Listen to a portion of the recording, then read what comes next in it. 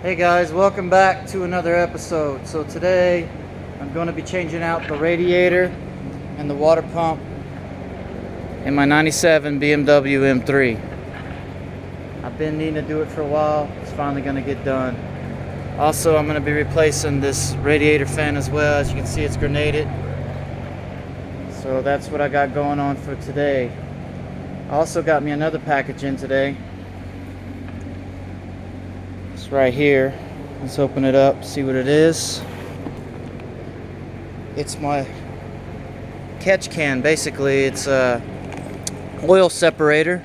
I'm going to put that on the Honda Civic. See how much blow-by I get off of it. I notice on the Honda Civic, whenever I'm doing hard downshifts, that I'll get some smoke out of the exhaust. Checking the air-fuel ratios on the tune, everything seems to be alright, but I don't know, for some reason I believe I'm getting some blow-by, so I'm gonna go ahead and install this later on it and see how much oil collects. Cool thing about it here is you can drain it on the bottom. You can take the bottom piece off, you can clean it out and along with the filter.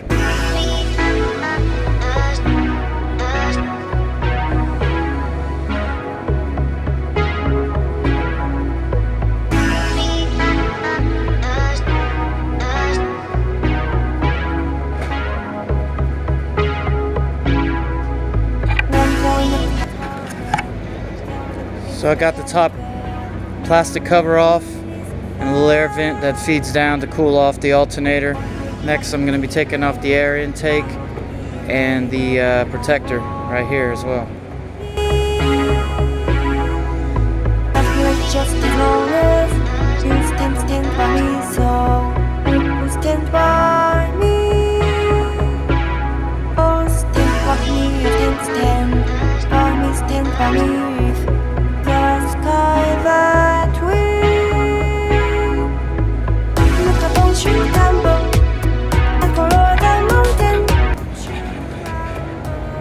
Got it all out of the way, kind of frees up space.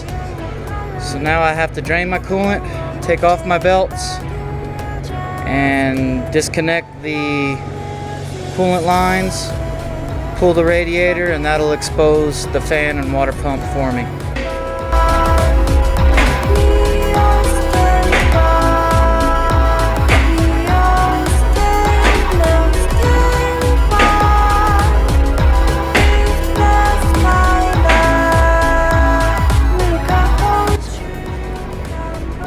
I'm going to drain the coolant right here with this plug. I'm going to release it and capture the coolant.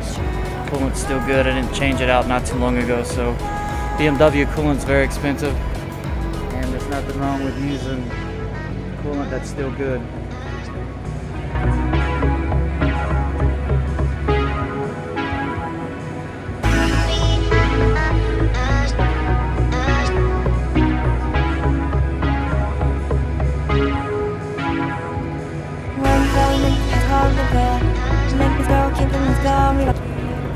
Now I gotta undo this coolant line right here below and the coolant line up on top.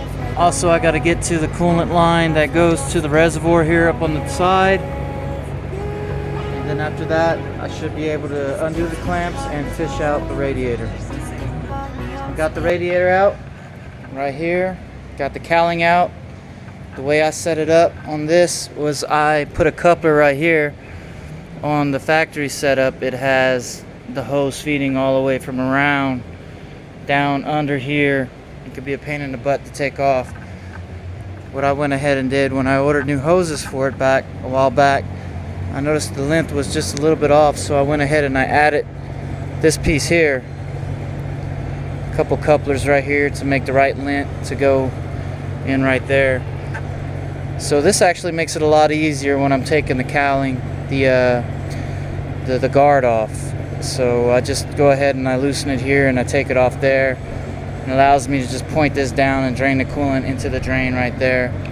So also the step that I forgot to mention was right here. You have to undo the transmission cooler, being that this is an automatic. It has a cooler in the front of the radiator. So that was 3 mounting tabs, 1, 2, down there 3.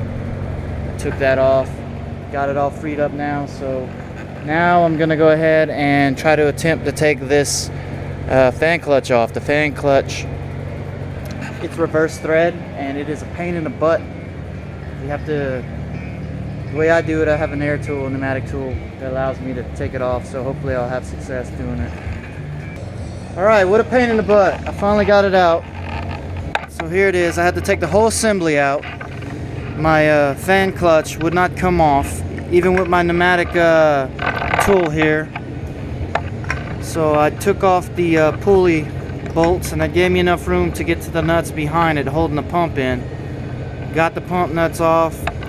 Put these bolts in here. They're threaded so you can press it out.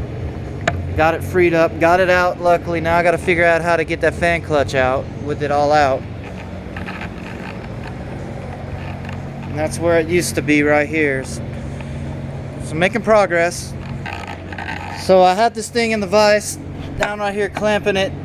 I was using the crescent wrench to go ahead and take it off. It is reverse thread, so righty's loosened, lefty's tighty. And even with this thing clamped down and putting all the force, I get it to rotate, but it's just spinning the internally. It's not even loosening at all. I cannot get this off. So I went ahead on eBay and I ordered a whole nother freaking pulley and fan clutch. Didn't cost me a whole lot, but I'm tired of fighting with it. I got the new water pump on right here, and I'm gonna go ahead and finish cleaning this up, and I'm gonna install the radiator without the shroud for now until I get the parts in from eBay. But progress is being made. Now that I got everything off right here in the front, I'm gonna go ahead and tackle the thermostat right here. Is the thermostat housing. I'm gonna take that off and replace that. Since I'm doing all the work, I might as well replace the thermostat. That way I got a complete system overhaul on the coolant system. I also have the Gates upper and lower radiator hose. That way I know all my hoses are new as well. All my hoses here, you see where it was leaking out inside.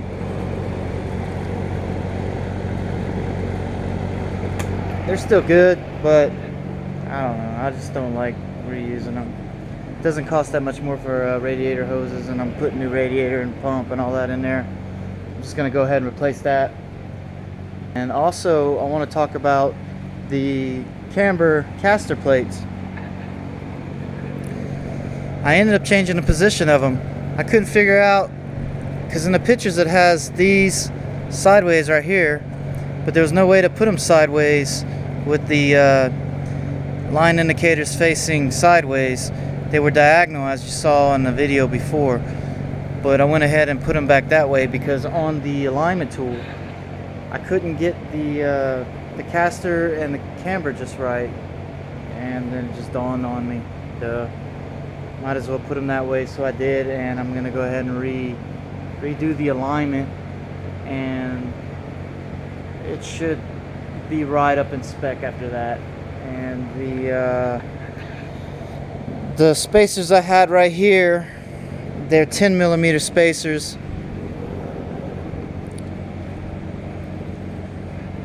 And looking at it from the side, the tires kind of they stick out a little too much. Before it was cool because I had them cambered in a little bit and it cleared and looked really good, but now it's not going to work. They're going to rub my fenders, I know they will, as low as I have the car adjusted. But I'm going to put 5mm camber plates in. I have those ordered, and we'll see how they go from there, because even though I have them without spacers on there, they interfere. I don't know if you can hear that. They interfere with the coilovers. Alright, that was pretty easy. It was just 4 bolts. 1, 2, 3, and 4. Pull the cover off. Thermostat's right here. Pull the thermostat out. Pretty much a done deal. Here's the housing. Here's the thermostat. Thermostat uses an O-ring for the seal, and also use RTV as well on the housing itself. That's what makes the seal. Looks like there, I don't know if there's an O-ring there or not. I have to pick at it. Maybe there is an O-ring. that's pretty much how you do it. I'm gonna go get a new thermostat and clean that up and install that back on, and then I'll get the radiator on. Hey everyone, it's yet another day on the BMW. I've been trying to get this thing going, but over here these cars are uncommon and nobody has the damn parts I need. So I had to order things. I'm waiting for parts to come in from online. I also went ahead and had to wait on my thermostat and gaskets, which I just got them in. Here we are. Here's one for the housing, and this one right here, O-ring for the thermostat. Got a new thermostat. Supposed to be a premium, but the OEM rates the thermostat at 190 degrees before it opens, so that's what I went with, the OEM. They offered ones that open at 180 and 170, but I'm just gonna stick with the OEM. So I'm gonna go ahead and get this party started on that, but I got it all cleaned up. It's 4 bolts that hold that thing in, and I'll go ahead and get that. And then I also got a package in right here, which is some adjustable sway bar end links. The sway bar end links that I have on the car, they came with the Megan coilovers. They're shortened to get the clearance you need for when you lower the car. So with these, I'll take them out in a little bit before I put them in and show you guys what that's about here in a sec. But right now, I'm gonna go ahead and install that bad boy right there. Just got the bad boy mounted up. I like to use RTV whenever I do the seals. I don't just rely on the O-rings itself. So I put RTV on both sides and snugged her up, and she should dry and cure within 24 hours and can do a complete seal. And the sway bar end links that I talked to you guys about, here is what it looks like. It gives me 4 different rods to determine the length I need, and the joints itself right here, upper and lower joint. So I'm gonna go ahead and take off the old sway bar end links and install the new ones.